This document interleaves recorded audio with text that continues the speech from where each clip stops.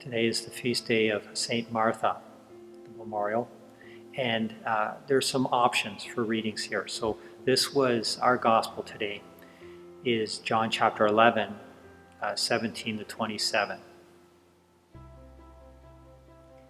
Our gospel passage today is the beginning of the events around Lazarus being raised from the dead, one of the more dramatic events that we hear from the Gospels. There is much meaning packed into this passage.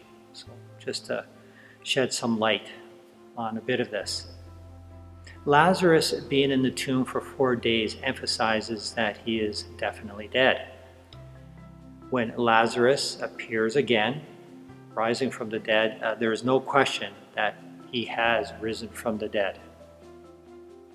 The close proximity between Bethany and Jerusalem that's mentioned here has a purpose.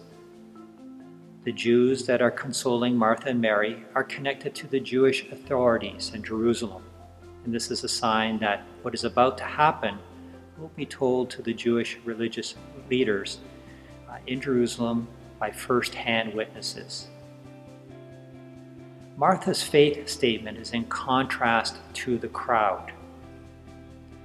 Martha states her belief that Jesus could have healed Lazarus, a belief that the crowd would have had, so they would have shared that.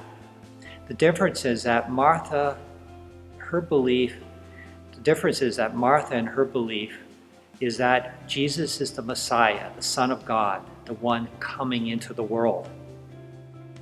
This being different from the crowds who have witnessed Jesus' miracles, and they still wonder, what does this mean?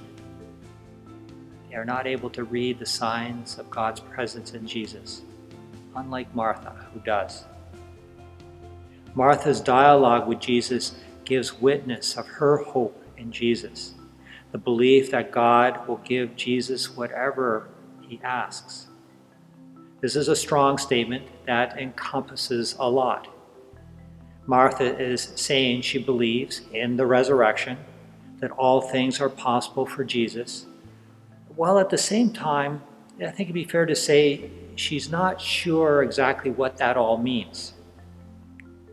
It would require Jesus' own death and resurrection for Martha and the rest of us to have a proper sense of the mystery of the resurrection, the mystery of this Jesus who has come into our midst.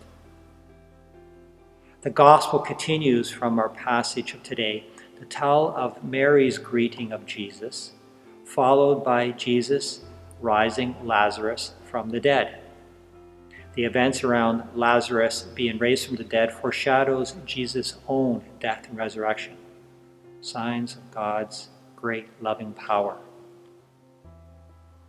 What we can draw from our gospel passage today is the importance to follow the example of Martha, to have an openness of heart to recognize God's presence in the signs around us, and to take that leap of faith to believe that Jesus is the Messiah, the Son of God, who leads us to our own resurrection, to eternal life.